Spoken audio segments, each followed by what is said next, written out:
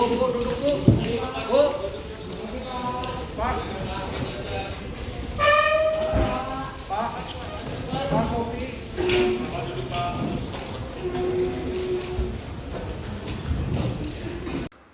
Usai majelis hakim menjatuhkan vonis 8 tahun penjara atas kasus suap dan gratifikasi senilai 46,8 miliar, ex-gubernur Papua Lukas NMB menyatakan banding.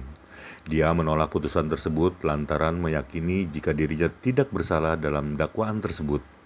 Meski sejumlah bukti terkait aliran dana korupsinya telah digelontorkan sepanjang persidangan sejak Juni 2023 lalu.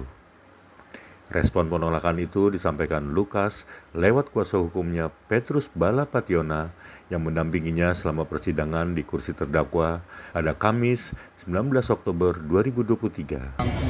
Ya, jadi tadi setelah saya menjelaskan kepada Bapak Lukas mengenai amat putusan, pertama beliau dinyatakan bersalah dan dihukum 8 tahun, kemudian uang pengganti 19 miliar, denda 500 dan pencabutan hak-hak tertentu. Begitu saya tanyakan kepada beliau bisi kepada saya menolak. Makanya saya sampaikan kepada majelis sesuai hak-hak terdakwa bahwa beliau menolak, karena sama-sama kita dengar tadi bahwa ketika dakwaan dahulu dibacakan itu menyangkut 3 hal. Pertama, gratifikasi 1 miliar dari Rijal Tonolaka. Kedua, mengenai Hotel Angkasa. Dan ketiga, gratifikasi 10 miliar dari Pitun Enumbi.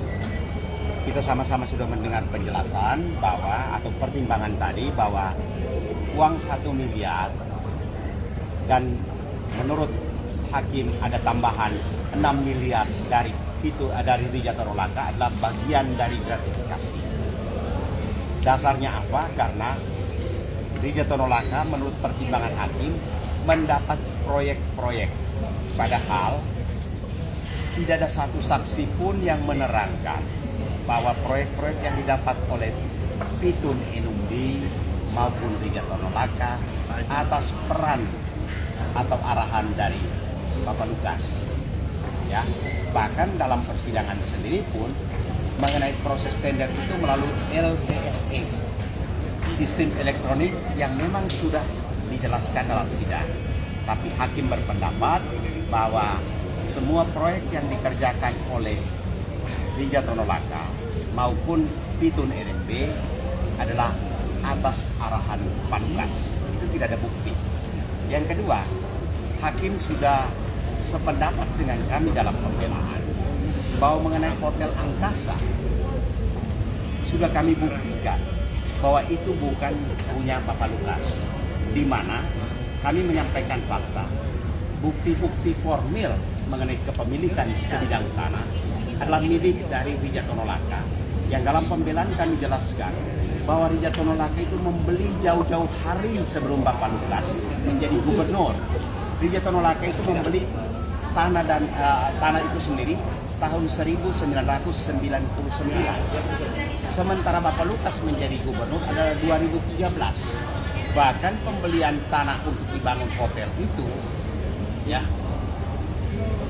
Rijal Tonolaka itu membeli dari anak dari Gubernur Ishak Hindo.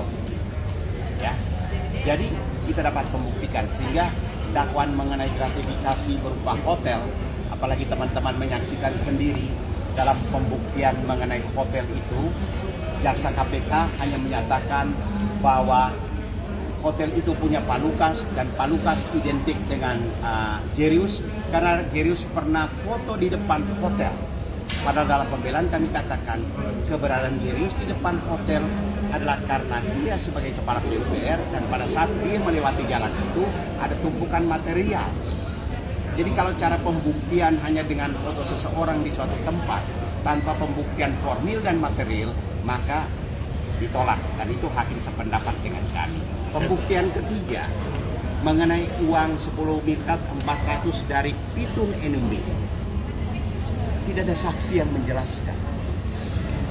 Hakim hanya mengkopi dari keterangan-keterangan penyidik bahwa uang yang 10 miliar itu dari Pitun NMB.